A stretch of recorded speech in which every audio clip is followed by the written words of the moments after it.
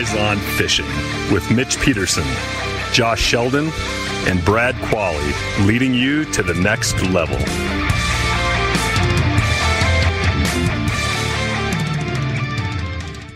Everybody, welcome back to All Eyes on Fishing.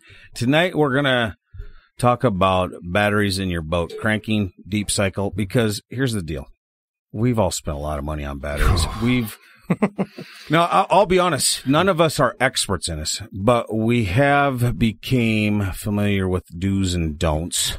You know what I mean? Yeah. So I'm not going to say what's the best battery out there, because, I mean, we all got what we think are good, relatively good priced, sure. But it's a painful learning curve. It's painful, and I seem to do it a lot. Yeah. Yeah. Over the years, I've done a lot. I've spent a lot on batteries. At least you get a core charge back. That's positive. Yeah. I knew 2020 was going to be a rough year because 2020 was the year I replaced. I have a 2013 Ranger, and so my batteries were the originals. So when my God. So you smoked it. Oh, I did great. Because the average life is about 2 to 3 years on a boat battery. I did amazing. And, but I, work hard to take care of them and stuff. And, they started going out. Well, the first indicator was that fall when you and I were on the boat, Brad. Remember? Mm-hmm. Yeah. We were out electronics. there. We're like, what the hell's going on? They're going crazy. The Lowrance kept going on and off. And I looked at him and I was like, what in the world? Like, what the hell's wrong with you? You got a short somewhere. Yeah. I was like, I thought, low battery. I know. And I'm just thinking, I'm going to have to go back. I'm going to have to check all these different places. And then, so we're like, all right. So we kept fishing, we knew about where we were and what we were catching. So we didn't really need the graph that much. And, and then I go to hit the main, the main button and to start the motor. Yeah. And it goes, and then it's fired up. And I was like, It never does that. Like this motor and this battery, I brushed my finger by it and it starts. I was like, it has never grown like that. I go, if that's bad news, let's go. Well, and here's the thing that's funny is because when you're out on the water and you check your batteries for full. Yeah, it's full. Let's go. Yeah. But what's really full, right? So here's the thing, batteries, because we've all been there. They usually give you a little indicator something's not right. And it's that. And a lot of times you're like, I wonder what that is. Well, they'll flash, and then you move on. You're like, no, that's the clue because it usually gives you a little bit of, hey, buddy, something not right here.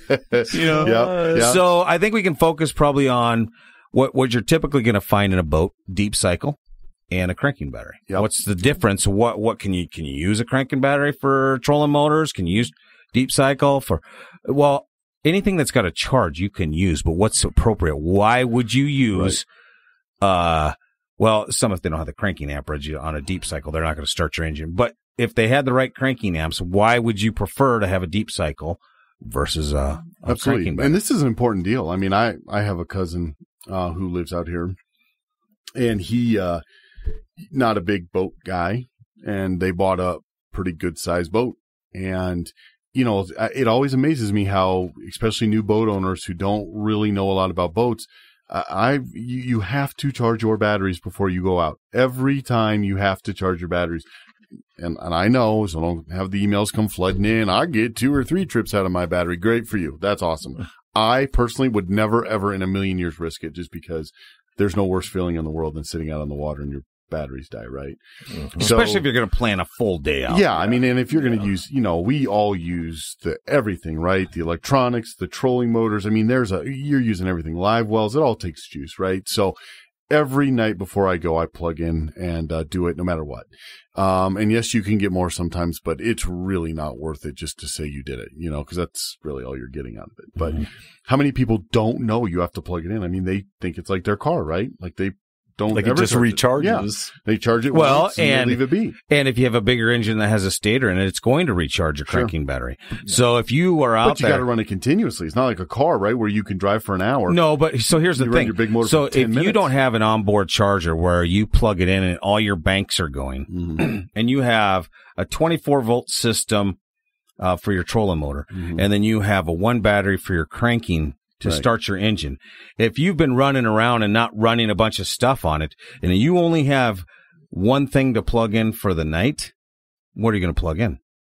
Well, you're going to need to do that crank battery because that's what gets you on and off the water. Well, you would think that. I think just opposite, because if I've only had to crank it here and there, there's a chance that when I'm running, the stator is putting charge back into it. If I've been running my trolling motor all day long, I know that's probably dropped way down. I want the trolling more motor. Juice on it. I have yet to have my battery or my cranking battery not start when it wasn't or when I didn't charge it up for the night.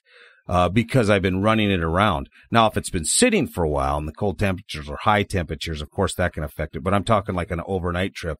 I'm getting my trolling motor batteries charged first, because if I haven't had any indicators with my cranking battery and I'm just starting my boat and running my graph on it, it seems to be, I've never had an issue. But I tell you what, there's nothing worse than being out there and you got to use your trolling motor batteries on your deep cycles, and you only get an hour or two out of them because you couldn't charge them up. You see what I mean? Yeah. They're both important. Yeah. We don't run into that issue because we have onboard chargers. Yeah. So you plug in and everything charges, right? But I'm just thinking, I used to have just a charger, on my other boat, but I only had a 12-volt system in it. Yes. So I bought two chargers. Yeah, you bought two of them, but one of them goes out. I don't know what I would do, but if I can crank it, if my boat is cranking up fine. We've done that before when we had our cranking battery. It was like a little bit cranking battery crapped out on us. Well, we were running our live wells all day, and we hadn't started the big engine for like 6 hours, 7 hours, and we were running all kinds of stuff because our graphs were running on it, and we had both live wells for a bait well. Let's maybe talk about before you get in there. Talk about what does run off of your crank typically, and what runs off of your. The trolling boat, the deep cycle batteries are standalone for us on your trolling motor. Yeah. The rest of the stuff is powered off your cranking battery. Yep. So when getting back to that story, when I started it up, it was and it started. I was like, that's not good. This is a new battery, right? So we went and ripped down the lake for 20, 30 minutes. We just kept her open and just drove around to charge it up. And every time I fire right back up because that stator's putting charge back. Sure. But I mean, I guess the point I think that's worst case scenario. Yeah. That's all I'm saying. Because we don't have big enough lakes. I mean, it's not like we're going to do a Great Lake run where we're going to go an hour and some change blasting up the lake to get to our spot. Well, guys were probably wondering what the hell we were doing because we're just driving in circles around the lake. Right. Because we for a half hour around our lakes. They're like, we're boating. What are they tubing? Yeah. A half hour around our lakes. I mean, some of our bigger lakes, that could be 2 trips around the lake, and some of our other lakes, it could be 20.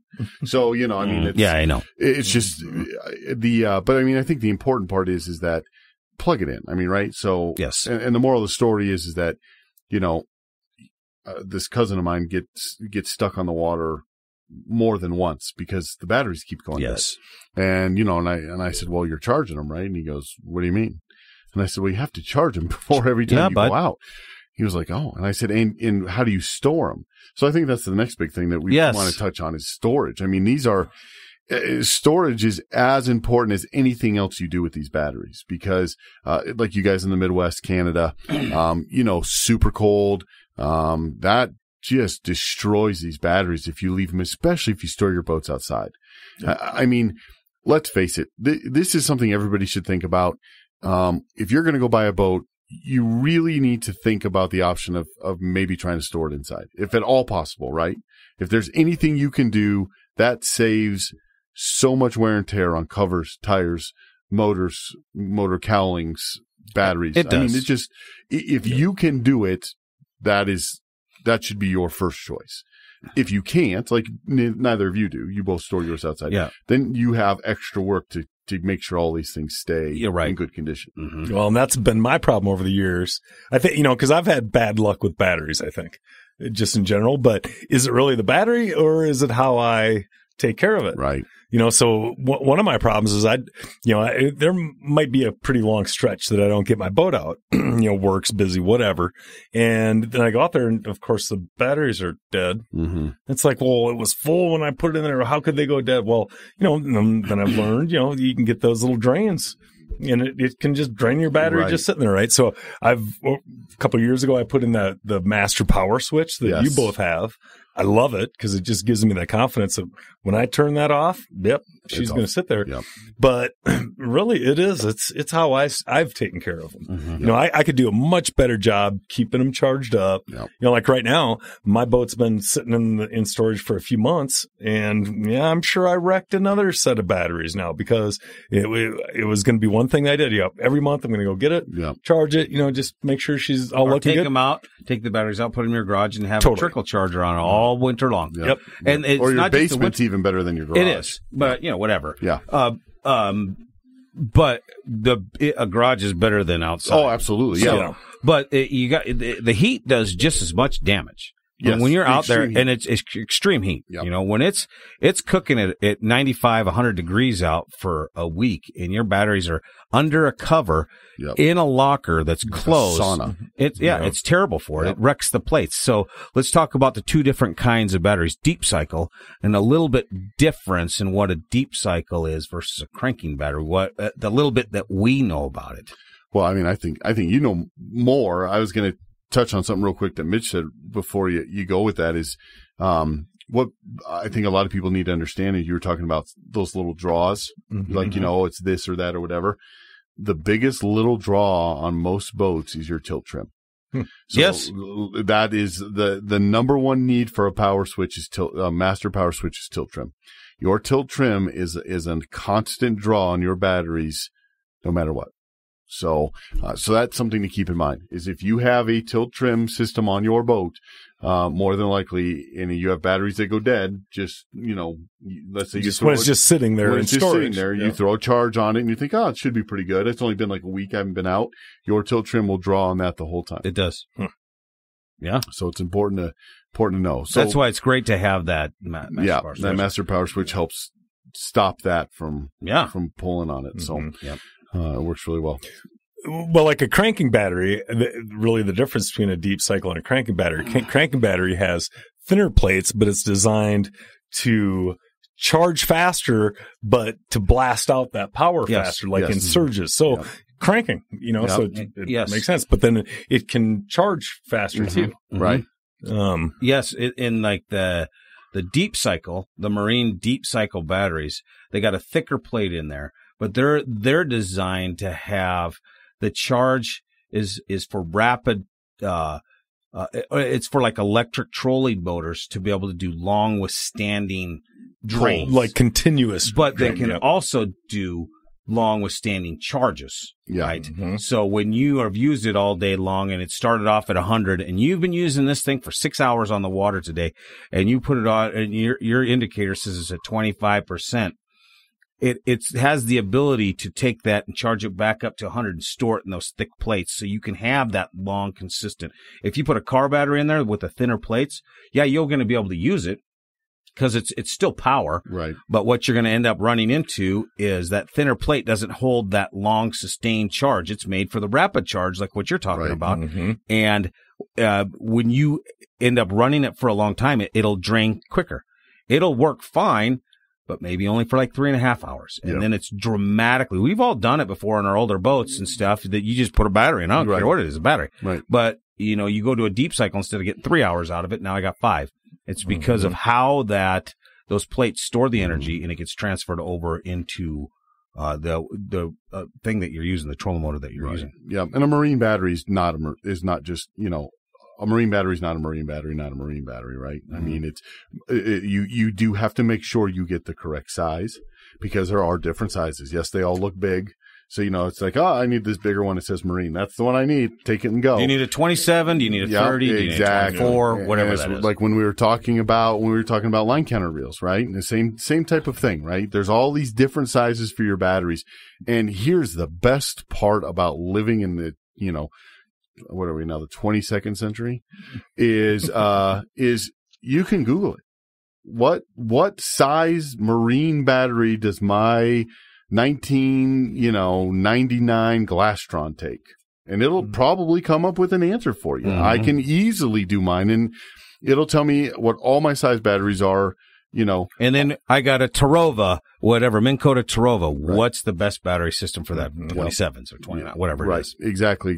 And here's a little trick for everyone, because especially if you've got some of these newer boats with a lot of different graphs on them and all this electrical stuff on there, if you put a power pole on there, which power pole, by the way, has a new system that came out. I don't know if it's this year or last year, but it's a charging system, and you can run it off your phone. It looks pretty damn cool. I haven't seen that. Oh, it looks pretty damn cool. So you can watch your battery. You can do everything on your phone. You can tell it how to charge. You can redistribute the juice. You can do all kinds of. Yeah, it's pretty cool. It's it was on a episode of Next Bite. I think it was like episode 16 episode like 2 or 3 of season 17.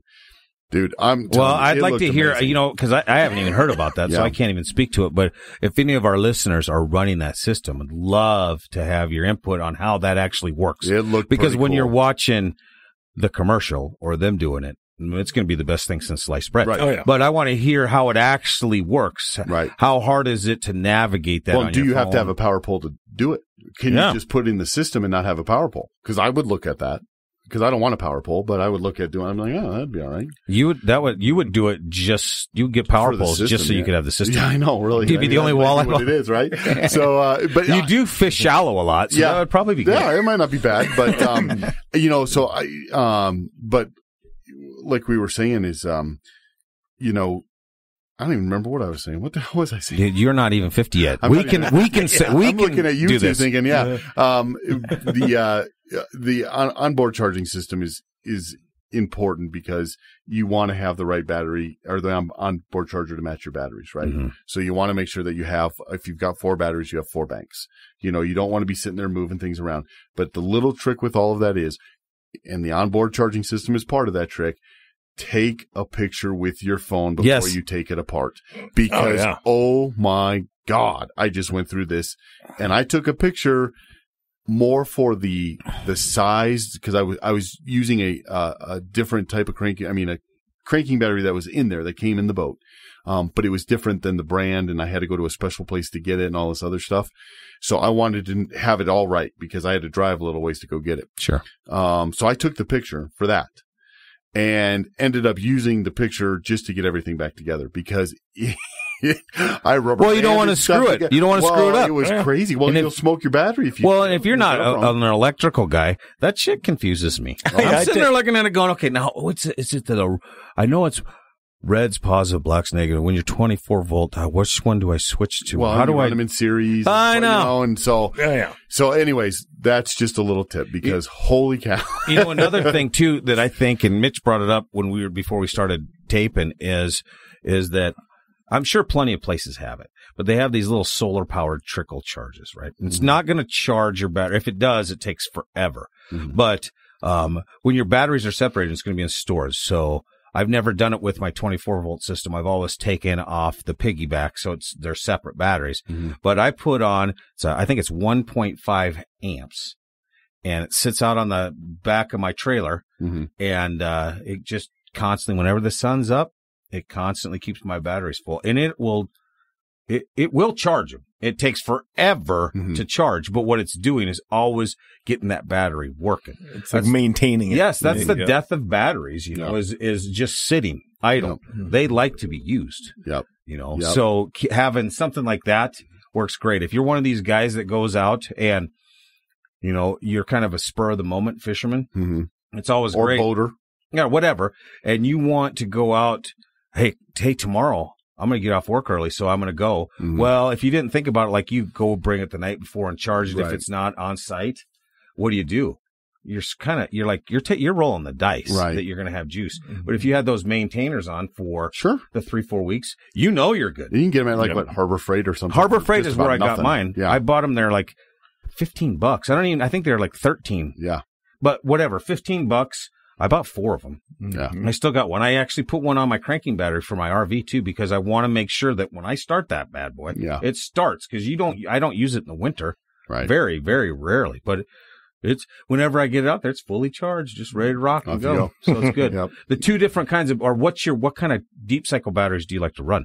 Because I used to have Interstate, right? Yeah. I like Interstate. Interstate's not bad. Sometimes they're kind of hard to find.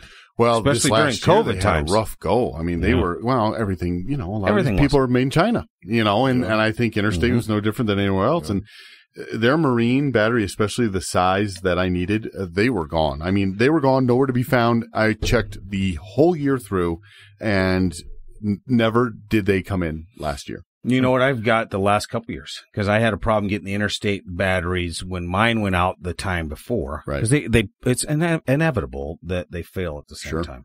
It's probably because they're drawn at the same time. They're in the same conditions. I got I think it's Everstart. Everstart from Walmart, baby. Yes. Yeah. Dude. I'm telling you right now, anybody that thinks batteries from Walmart are not good, you're nuts. I have used them because it always, first off, no matter what little town we go to fish out of, it seems like there's a Walmart or a Walmart close by, right? So you always have that ability to go get it. It seems like they more than likely have the right size and they have a great selection of them. And I'm telling you right now, that's exactly what happened to me. I couldn't find the interstates. I found my cranking battery, and the cranking battery was fairly expensive. And I needed all my deep cycle batteries. And it's funny because our mechanic here, in the Denver area says, you know what? He goes, it's like a lot of things, right? He goes, there's really only 2 or 3 battery manufacturers, and they make all the batteries. So all these different brands of batteries, they're coming out of 2 or 3 different places. Probably. Yeah. Yep. And he goes, get the right size, take care of them, you'll probably be fine. And I did, and I've used Everstart all last year, and they're fine. And for me, I'm lucky. I store mine at my house. My boat's in my garage, right? And every time it gets a little, it gets cold out, right? Like if we're gonna have a cold snap or something, I still plug them in once a month to get that charged, and like you said, kind of keep those plates going. But if it's gonna get cold, like it's supposed to get cold at the end of this week and snow, I'll go out Wednesday. I think it's supposed to snow Thursday. I'll go out Wednesday. I'll plug it in, and I'll leave it plugged in for the whole cold snap. Yep. Just kind of keep that constant flow of juice, keep it warm. Well, I'll tell you one thing too, and laugh at Walmart, but they scan your battery in, and it must be nationwide, right? Yeah. That when they scan that serial number in for your battery, it's like a 2-year warranty or 3. I can't remember what it is. It's pretty good warranty. Well, the thing is there's no questions asked. I had mine go out last year. My batteries were 2 years old, like a month before. They were 2-year warranty. Yep. A month before. And it was part my fault because I didn't take them in during the winter. Right. So I had some issues in the spring. They were 2 years old. I brought both of them in and said, hey, I need to replace these. They did the little scan on it. They were literally like a few weeks away from being out of warranty. Here's 2 new ones. Yeah. I just got another 2 years. I was like, this is awesome. Yeah. They you can only return these once. So I go, perfect. Yeah. Okay. I'm good with it. Well, and here's the other thing, that little sticker on top, right? It'll have 2 numbers, right? And it's a slash. That is the month and the year in which that battery was made. Yes. So when you're digging through, let's see, they have, you're looking for. But that's not the warranty, though. The warranty starts when they scan it. Yeah, exactly. But I mean, I'm just talking about so you can see how long they've been sitting on the shelf, right? Because you might have some concerns like, well, how long has this bad boy been sitting here, right? This one says 7 of 18. Yeah, right, exactly. Yeah, so it's on sale. Dude, I found all 3 of my batteries were within the month I was looking for them. Yeah. They were all brand new. And so, I mean, it was perfect. I brought them back, hooked them up. I used them all last year. Never had an issue. I mean, for the most part, when I hooked them up, especially like during tournaments when we really hammer the batteries, right? Pre-fish, whatever. I would have at least 50% charge left. Yes. I mean, they were amazing. They were great. And I had interstates in there before that, and they worked every bit as good as interstates. Now, let's see. I had those interstates 5 years. Actually, 6 years. So I really got a good last out of those interstates. So let's see if they last as long. Well, typically the guys are going to get 2 or 3 years out of batteries. But maintain them in your garage is huge. It's huge. It's huge on all of that stuff, right? I mean, it really is. So, but with the battery thing, that's a big thing. Well, let's talk about onboard chargers real quick and we'll wrap this up. Of course, the Rangers come with that, Dual Pro professional charger. I really like it. I have read on the line before that some guys have had issues with them going out, like a bank or something will go out. Whatever, banks go out and all of them. I'm telling you right now, that happens to them all. It does. I've had Bass Pro brand. I've had Cabela's brand. I had a Minn Kota brand. Minn Kota does make a really good charger, but I can tell you right now, they go out on all of them. It does. I've had the Bass Pro, and the last one I bought, I upgraded to the Minn Kota. I had issues with it 2 years into it. Changed it out. I mean, they get beat up. They're back there. They get vibrated. They get shook. The trailer beats the shit out of everything. Just so you guys know, your trailer's far worse than hitting wakes. I mean, it just gets beat up. So they are going to go bad. But that is one of those items you get what you pay for. Yes. I liked my Bass Pro brand one, but it was still a little pricey. I mean, they're not cheap. No. I got a year, maybe 2 out of it, and I had a bank go bad. Mm-hmm. Maybe 2. And here's the bad part. I didn't know the bank went bad. No, you never. Yes, you never know. And all of a sudden, one of them bad. dead. It kept saying it was charged, and I would lose my electric. And I was like, dude, they all said they were charged. And so I went and got a new battery. 2 days later, the day of the tournament, I got 2 hours out of it. Battery went bad. Well, I had used up the entire charge from when I bought it, and didn't know. The bank kept saying it was good, and it didn't. So finally, I figured out the bank was bad. I got a new charger. All the batteries worked, and everything was good to go after that. But it went bad, and it kept showing me that it said fully charged. Yep. So just keep that in mind. When you're going to get this stuff, you kind of get what you pay for. One of the things with and this is the last thing, one of the onboard chargers things that kind of screw with you too is that if you have a dead battery and you plug it in and 1 or 2 of your batteries still has charge, it will charge those ones, not even read that other one. Yep. So the key is what we do when we take the batteries out, I test them all with the tester. If they're showing 25, 50, 80%, whatever it is, as long as it's above 10%, when I throw it in and hit my onboard charger, it's going to hit all of them and charge it. Yep. But if any of them read 0, it will bypass that one, charge the other ones, and you won't even know it. It'll show that. And so here's a little trick with that one too. If you do get that, I always carry with me a charger, a regular trickle charger, right? Yes, ones that you hook up with 2 clips. They're not expensive. Go buy one, especially if you're going to go because if you plug that in for 2 hours, you're going to get enough for the onboard. The onboard to read it. So what you do is you disconnect the onboard. Make sure you disconnect the onboard and the other batteries. You plug it in by itself, like you said, for a couple hours till it starts reading it. Then you hook it back in with the onboard. The onboard will flash on. It'll read it, and you're off and running. But I have had that happen before, and people don't think about that. But that's why I always carry. We do too. When I'm going away from town. Yeah. Oh yeah. Yep. That's just one of those little things you start to learn. And there are other brands of batteries we didn't even talk about, like the Optima batteries, which the 3 of us have had terrible luck with. I think they're garbage. No, I would never buy one again. Yeah, never. And they're so expensive. But I know a lot of guys use them and love them, especially the guys that are sponsored by them really love them. But well, if I was sponsored by them, and they're giving me batteries. Hell yeah, I'd love them. Yeah, because they got to give you batteries because they freaking go bad all the time. Well, I know. But so there are other batteries. I would say, these places like Interstate, they have stores. You go in and talk to these guys at their stores. They're experts in it. Guys like that. I mean, that's they tell you what to do. I just ask them. I've asked them. How do I get the most out of this? He's like, here's what you do. Yes. That's where I got to plug it in once a month over the winter. That's all you need to do, and you'll be fine. Yep. Man, I got 6 years out of those Interstates. 6 years. You doubled it at least. Yep. Oh, yeah. So, yeah. I would like to have people email us at alleyesonfishing@gmail.com that have seen how that Power Pro, how that app works on your phone with the charging system. That'd be powerful. Cool. Yeah. Hey, one more thing real quick before we go. If you are going to replace batteries, even if you don't think your other batteries are bad, it's a very good idea to replace them all at the same time. It is. Because if you have batteries that are working at different levels, that will mess up how everything else operates. So if you're going to do it all at the same time. Rip off the Band-Aid. Yep. As long as the only exception is if you do a cranking battery as opposed to your other ones. Those don't work in series with each other. You don't have to worry about it. But still, I did them all at one time. Yes, it's pricey. I'm telling you it's expensive, but it's much better in the long run. That's why the Walmart.